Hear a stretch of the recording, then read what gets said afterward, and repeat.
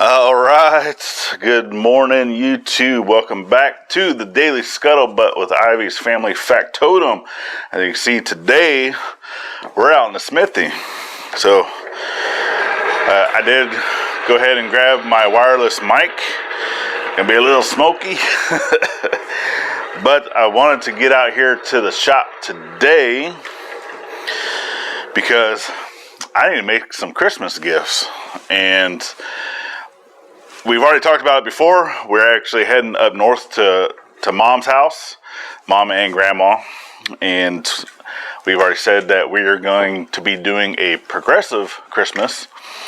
What's a progressive Christmas, you ask? Well, that is where we're going to be doing multiple homes, multiple houses, and all the main food items are actually going to my mom's house, my mom and grandma's house.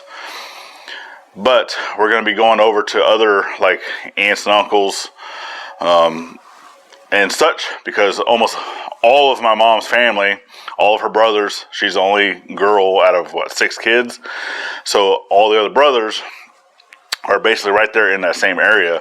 And we're going to go to the different homes, do a little, gathering of family, probably play a couple games, do whatever, stick around for just like little finger foods, and then travel to the next house.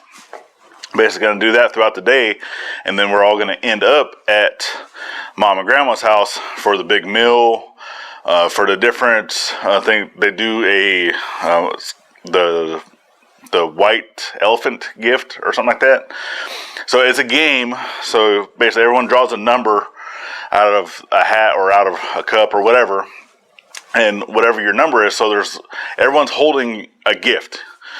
Okay, sometimes you can see it, sometimes it's wrapped up, you don't know what it is. So everyone's sitting there holding the gift. Whoever has the highest number, so let's say there's 20 people playing.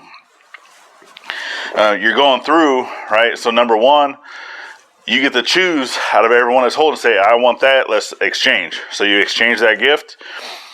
And if you're exchanging, it depends on what they're going to do this year. But normally, once you've exchanged twice, you're locked in to where no one can steal that gift, with the exception of the very last person. Because that very last person was the first person that went, so they didn't have the opportunity to steal. And that's basically what it is. So you go around and you're taking other people's things, right? And you have a possibility of someone taking that from you when you took it. So, and they set a limit to that to $20, right? So you kind of go around the room, and then the very first person that went is kind of like the last person. They have like the ultimate, they get to steal one last time from any of the presents, right? Not stealing, but you get the gist of it. So it's a pretty fun game. Last time I played, I ended up winning a Christmas tree out of pine cones.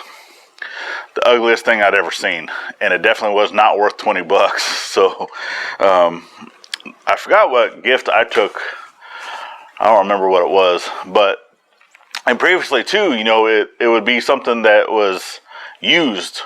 It could be anything out of your house, basically stuff like people wanted to get rid of. But this year, it has to be something basically new. It could be something made, but it can't just be junk. Is basically what we're trying to do, right? So I know some people go and get like lottery tickets.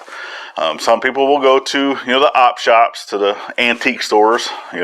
Mom calls it op shop because that was a New Zealand thing, I think, because that's where they lived for a long time, New Zealand.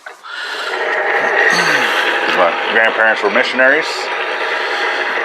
So I'm going to have to keep stoking this fire a little bit because I just got it lit. And if you go over to the main channel, you'll be able to see the video that I'm going to be doing today, and getting the fire lit and all that such. But I kind of give you a little sneak peek. So it is working with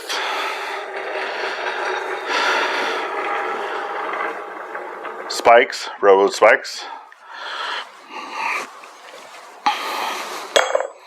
And that's what I'm going to be doing today, which I do need another portion to go along with that I still need to track down. But I'll get there whenever that time comes.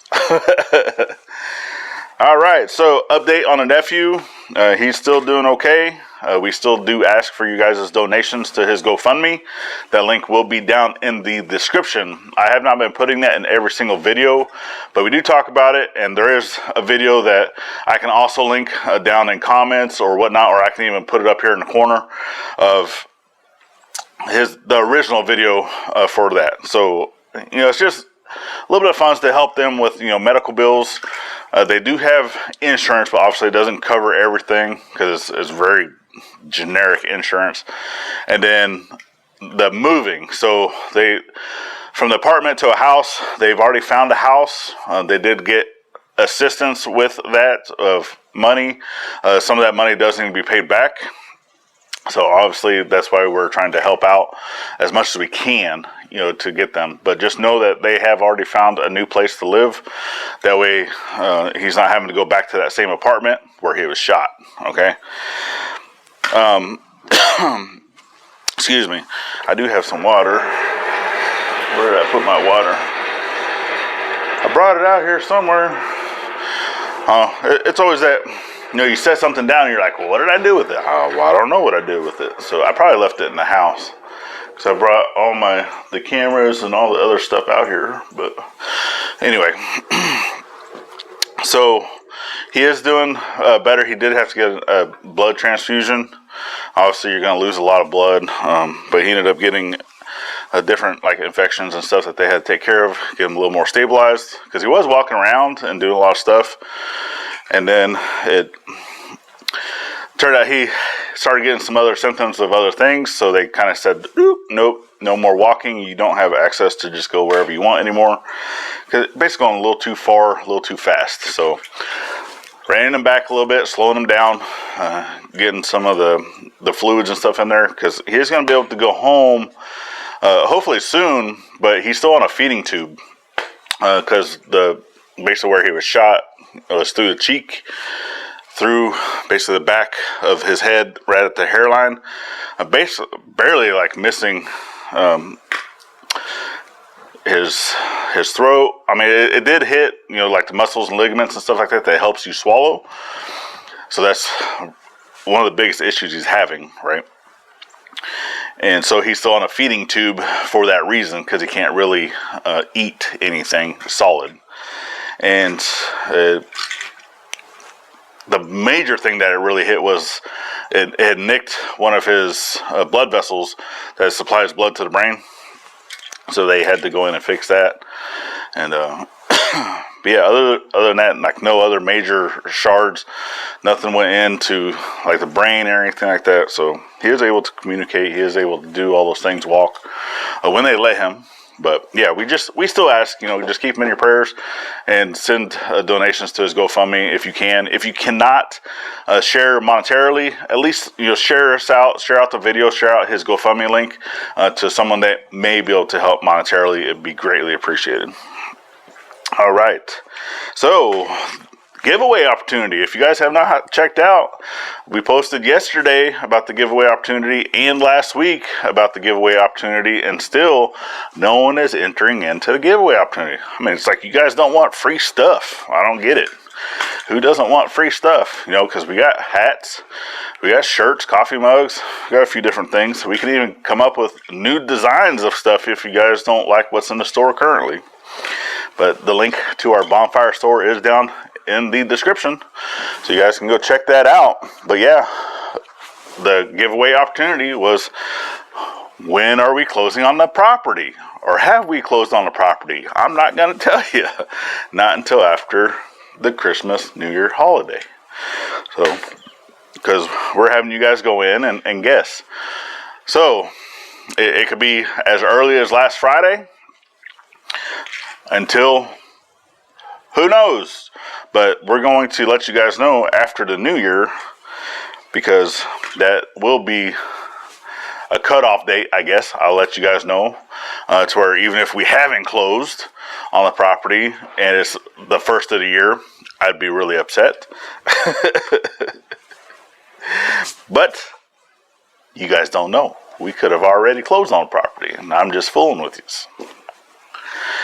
But yeah, get in there and get your guesses put in of the day and time. So times that we can go up to the title company is between 8 o'clock in the morning. They open at 8:30, but we have previously had a time set for 8 o'clock in the morning. So I know that they can do that because the title company here locally is actually like a sub building based off of the big city, the Fort Smith, right? And I guess I'm gonna have to edit this video because my phone stopped recording. But as I was saying, yes, they are based out of Fort Smith and such, but it is what it is. That's why I say go in there, get your guesses put in. Also go over to the bonfire store that we can see what products we have. And if it's something that you don't like, then sorry. You can always give us suggestions. And here's some wind coming in. Hopefully the mic is helping with that, because I do got the little furry fuzzy onto the mic, and that's one of the biggest reasons why I went and got it, because I knew there was going to be some wind today. And hopefully that is helping with that situation. But anyway, I'm going to go ahead and get to cracking on some hot metal. Make sure you're going over to the main channel to see what I'm making. And two, I don't know. I guess I just lost my train of thought. But yeah. Anyway, that's all part of live action, folks. Live action. But no, what was I gonna say? Dang, I forgot. But I guess I'll go ahead and end it. Always thank a veteran at every chance you get, not only on Veterans Day. All right, y'all. We'll see you on the next one. Bye-bye now.